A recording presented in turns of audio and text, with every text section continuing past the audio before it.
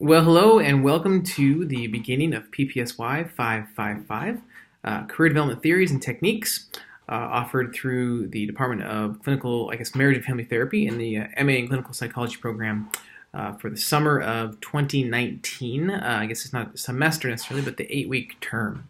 My name is Jeff Boyan. I'll be your professor for this course. And I'll just say a couple things. I love this class. I've taught this class since the beginning. In fact, I developed the class back in, I guess it would have been the fall of 2011, and I've been teaching the course almost every semester, I think except for one semester since that time. So I have a lot of history with the course, really enjoy the content. I love the aha moments that occur in students where they see value both in the course from, I guess I would say, a professional standpoint, how they can use the content. But also one of the things that is really rewarding is to find how students see that it's personally beneficial to them as they kind of go through a lot of the same kind of the content. They're taking the context and they're looking at what does it mean for them personally in their lives, both personally and professionally. So you can read my bio. There's a bio in the syllabus. Just a couple of things about me. Like I said, I've been teaching this course for a long time. So I've been an adjunct with APU for about 8 years. I was full-time there for 12 and a half years. I held a number of different roles and different capacities and did, I think I had 8 different roles and responsibilities over the 12 and a half years that I was there. Directed some academic programs, served as full-time faculty member for a good number of years, and then last summer, I guess it would be 2018, I ended up taking a job to be closer to home, and I moved to Claremont Graduate University, where I'm currently the Associate Director for Career Strategy. So really the impetus for that move was I'd been teaching this course and a number of other classes like this one, both at the undergraduate and graduate levels. And, I said at one point, I said, I would love to do the very thing that I've been teaching. Now, you'll also see in my bio that I do run I guess you'd call it a boutique consulting firm where I offer career coaching, and I have some pretty consistent side business with them. With that project, I'm working with a client currently, just finished with another client, always working to write resumes and work on cover letters with folks from literally all over the nation. I have contacts, people that I'm in touch with from Ohio, Texas, you name it. A lot of the work can be done remotely. I had a guy come up from Chino a couple of weeks ago, worked with him on a resume, so doing lots of work. So I've been in this space doing this work for quite some time, but I said I'd really like to do this full-time while I'm teaching part-time. So, the saying is those who can't do teach, and I wanted to both teach and do on a regular basis. So left my position at APU and went over to CGU, and I've really enjoyed my time working with graduate business students in the Drucker School of Management, where I get to basically do career development every single day, and it's really quite enjoyable. So one of the reasons that you're here, I'm sure, is because you want to pursue dual licensure as both an MFT and an LPC, right? So licensed professional clinical counselor and a licensed marriage and family therapist. Great. I think it's super wise, super smart, and I'm glad that this is a class that's going to help to pave the way for you to accomplish those two tasks, those two responsibilities, right? Those two licenses.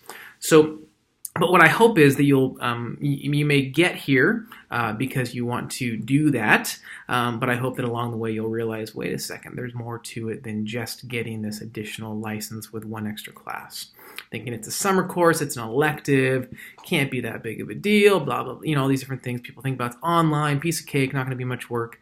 And one of the things you'll find is online oftentimes does take more work time-wise than it does face-to-face. So I just want to kind of lay some ground rules, and I'm going to go into a bit of what we can expect from the class.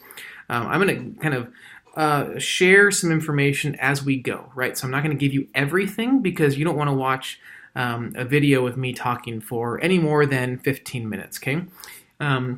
And frankly, I don't want to talk at you for any more than 15 minutes in a video because I know that you're not going to watch it, and so therefore it's a waste of your time, and ultimately it's a waste of my time because I've recorded a video that you're not actually watching, okay? So I do hope, in fact, I expect that you view these videos. I get emails from students all the time, and they ask me questions about class content that I have clearly gone over in the video. All right, so please make sure that you watch these videos entirely, and maybe not even watch, right? Maybe you're like, I can't stand that guy's face. The way he talks, his mouth, it's really super annoying.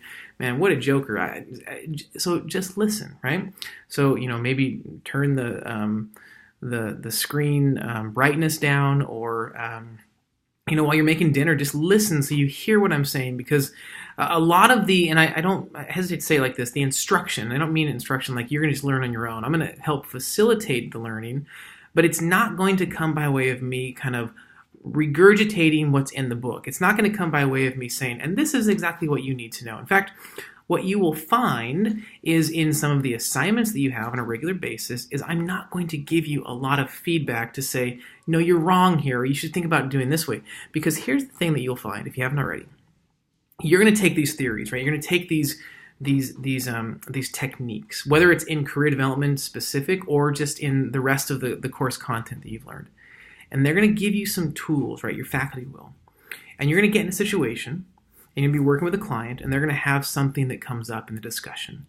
And you're going to, in many respects, you're going to be faced with a decision to say, okay, what am I going to do that's going to serve this client best? Just because Professor Boyan or Professor Ewing said something to you does not mean how we explained it or how we directed you to learn about it. It's going to be exactly like that in the moment. So what you need to figure out is how are you going to utilize the content that you are gleaning from your courses to put into practice that's going to, of course, fall in line with ethics and different things that are expected of you, but that's going to be specific to you. Okay, so how do you approach the work that you're approaching, and how do you interact with the client based upon what you know? This is really an introductory class. It's an overview course in career development theories and techniques. You can actually get full degrees. You can do PhDs in this work. And so here we are. We're in an 8-week course. We're in an 8-week class, you and I together for the summer.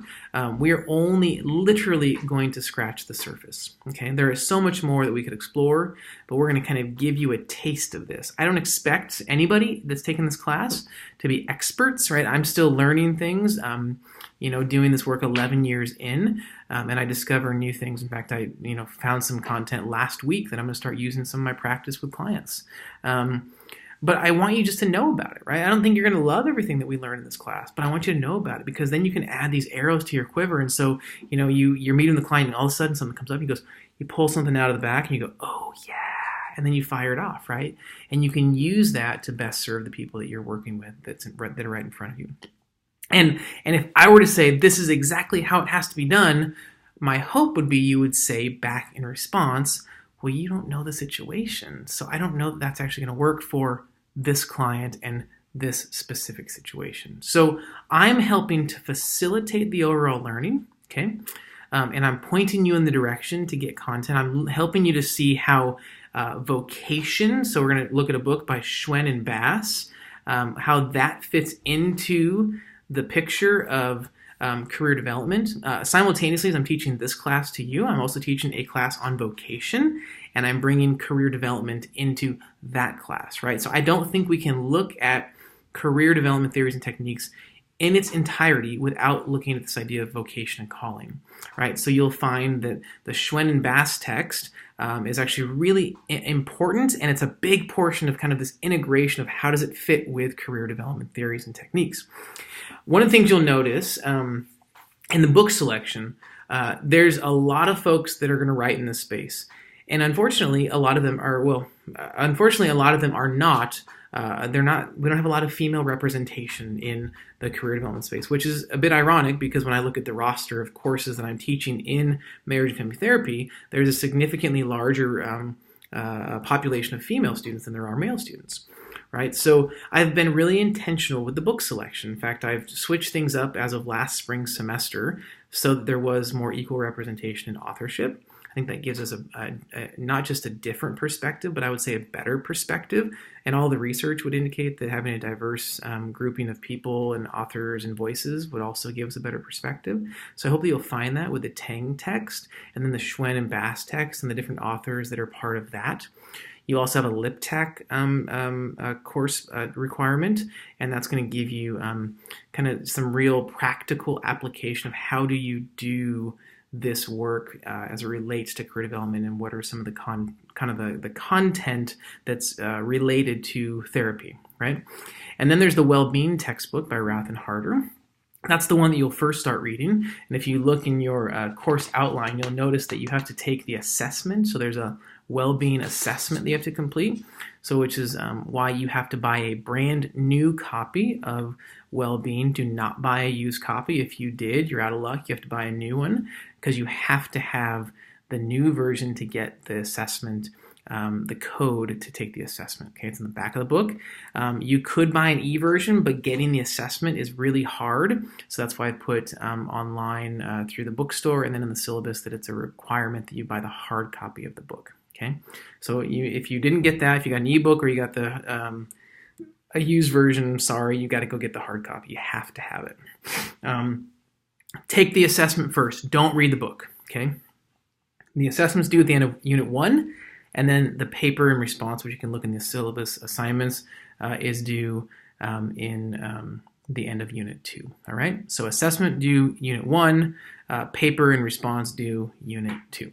Okay? So here's kind of the outline of how this class is going to go. You're going to get an overview of the content. I'm going to give you a 15-minute max video at the beginning of every single unit. You will see in each unit, in modules, right, in Canvas, where it says Instructor Video Unit 2. I will typically post Monday night, late Monday night, and then you will watch this video, and it will kind of give you direction of where we're going, and we'll also kind of rear view mirror it, and we'll look at where we've been to kind of make the connection, okay? Sometimes I will post multiple videos per week. If I do, they won't be super long, but they will be important. So I really, again, I want to stress the fact that you need to watch these videos, okay? So you'll see that we have the instructor video. Sometimes we'll have additional kind of supplemental videos. Like this first week we have, first unit, we have one by Mike Rowe on dirty jobs. I will warn you that Mike Rowe hosted Dirty Jobs, and it's kind of there's a bit of, not graphic bad discussion, but there's some graphic description. It's one of the dirtiest jobs he's ever done. But I include the video because he has a really great and important point about, I'm just going to let you know how we have in America, and I think pretty much lots of other places as well, we have declared war, okay, declared war on blue-collar jobs. So it's really important. I think it's really, really vital to the discussion that we're going to get into for this term, okay? And then your introductions. So I want you to just provide an introduction of who you are. There's some parameters as far as things I need you to cover. I want to know who you are. We don't have the luxury, I don't have the privilege of getting to sit in person with you in class. So I want to hear from you by way of typing who you are, kind of why you're here, and what you hope to do. Okay, my favorite question in the entire world to ask folks is, what is your dream job? Okay? And so I'll talk more about that, what mine is, and then I'd love to hear from you on that, all right? Then there's the Schwen and Bass entry and discussion number 1. Okay, so one of the things that you will see if you read through the syllabus is that you are required to respond by Wednesday of the middle of each unit with your post, okay? You'll respond to the questions, and then you need to engage in discussion with at least 2 of your classmates on separate posts, okay?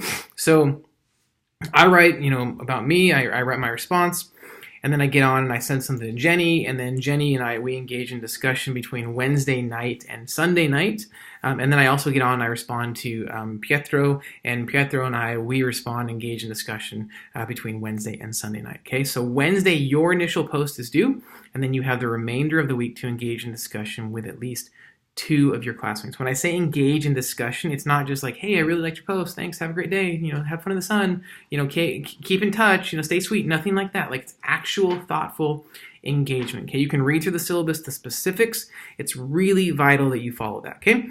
There's a case study, and then, of course, your assignment is due at the end of Unit 1. I'm going to post more this week, Okay, but we are easing into the class. We're getting books. We're figuring things out. This is really an introductory week, although it's jam-packed because we have a very short, limited amount of time. But if you have any questions, feel free to email me. Send me a note through Canvas. I will get back to you quickly. I'm actually on the road during the first week of class, but I will be available via email and all of that. All right, so I'm really looking forward to learning with you. Any questions, let me know. I'm here to support you. I'm really looking forward to learning with you. It's going to be a great term, and I will see you online starting this week.